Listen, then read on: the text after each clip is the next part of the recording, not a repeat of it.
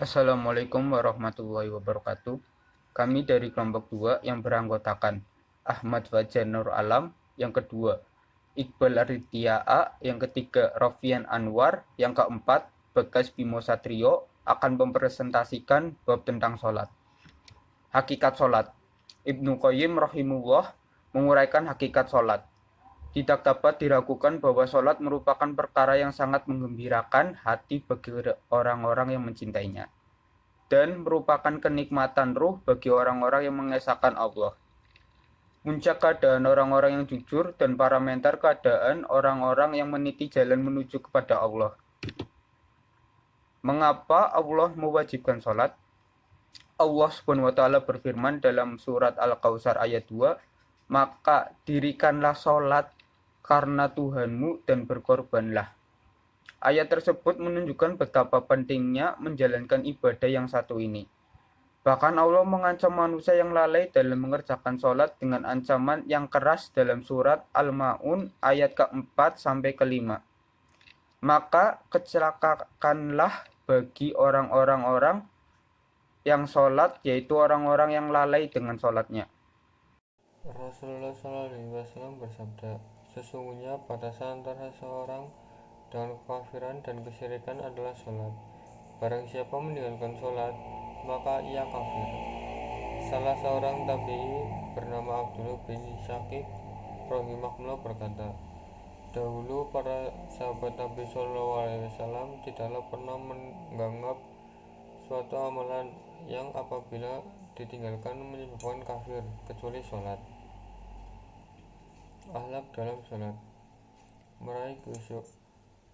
Oleh karena itu, Allah Ta'ala memuji para nabi dan Rasul Shallallahu Alaihi Wasallam dengan sifat mulia ini, yang mereka adalah hamba-hambanya yang memiliki keimanan dan sempurna dan selalu bersegera dalam kebaikan. Allah Ta'ala berfirman, "Sesungguhnya mereka adalah orang-orang selalu bersegera dalam mengerjakan perbuatan-perbuatan yang baik, dan mereka selalu berdoa kepada Kami dengan berharap dan takut, dan mereka adalah orang-orang yang khusyuk dalam beribadah." Quran Surat Al-Anbiya ayat 90. Hikmah sholat. Tempat keridhaan Allah. Sholat adalah sarana pendekatan diri kepada Allah bagi setiap orang yang bertakwa. Hadis riwayat Qadoil. Tiada suatu keadaan seorang hamba yang lebih Allah cintai kecuali sewaktu Allah melihat hambanya tengah bersujud dan menempelkan wajahnya ke tanah. Hadis riwayat Tabrani. Menjadi faktor ketenangan dalam kubur. Sholat merupakan salah satu bakal amal ibadah yang akan menolong kita kelak di akhirat nanti. Dalam sebuah hadis disebutkan, amal ibadah pertama yang ditanya di akhirat nanti adalah amal sholat. Karena itu, bagi orang yang menjalankan sholat, insya Allah akan merasa tenang saat di alam kubur, karena akan diterangi dalam amal ibadah sholat. Pewaris surga Firdaus dan kekal di dalamnya. Allah Ta'ala berfirman yang artinya, "Sungguh beruntung orang-orang yang beriman dan orang-orang yang memelihara sholatnya. Mereka itulah orang-orang yang akan mewarisi, yakni yang akan mewarisi surga Firdaus. Mereka kekal di dalamnya." Quran Surat Al-Mu'minun ayat 1-11. Makna spiritual sholat. Seorang yang sholat berarti melakukan hubungan langsung atau direct connecting dengan Allah Subhanahu wa Ta'ala. Dengan demikian tercipta rasa aman, rasa tenang, damai, indah, sejuk, dan rasa lapang dada. Seperti yang dilukiskan Allah dalam ayat, yaitu orang-orang yang beriman dan hati mereka menjadi tentram dengan mengingat Allah Subhanahu wa Ta'ala.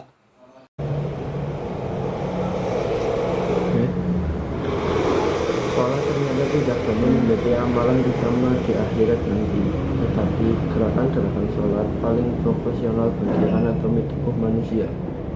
Bahkan dari sudut medis, sholat adalah obat dari berbagai jenis penyakit. Semua perintahnya tidak hanya bernilai ketakwaan, tetapi juga mempunyai manfaat besar bagi tubuh manusia itu sendiri. Ibadah sholat merupakan ibadah yang paling tepat untuk metabolisme dan tekstur tubuh manusia. Gerakan-gerakan di dalam sholat pun mempunyai manfaat masing-masing. Ancaman bagi yang meninggalkan sholat. Ancaman di dunia dan akhirat bagi orang yang meninggalkan sholat diantaranya yaitu: ancaman dunia. 1. Dicabut keberkahan hidupnya. 2. Dihapus amal solehnya. 3. Dicabut keislamannya. 4. Rizkinya tidak mendapat berkah. 5. Amalnya tidak mendapat pahala. 6. Doanya ditolak Allah SWT. 7. Dicabut nyawanya dengan kasar. 8. Merasakan haus yang amat sangat. 9. Merasakan lapar yang amat sangat. Ancaman di dalam kubur. 1. Badannya dihimpit bumi. 2. Kuburannya gelap gulita dan dinyalakan api dalam kuburnya. Kemudian ancaman kepada masyarakat menderita sengsara panas, lapar dan dahaga, mendapatkan marah dan laknat dari Allah SWT. Dan yang terakhir, tangan dan kakinya dirantai dengan bara api dan dilempar ke dalam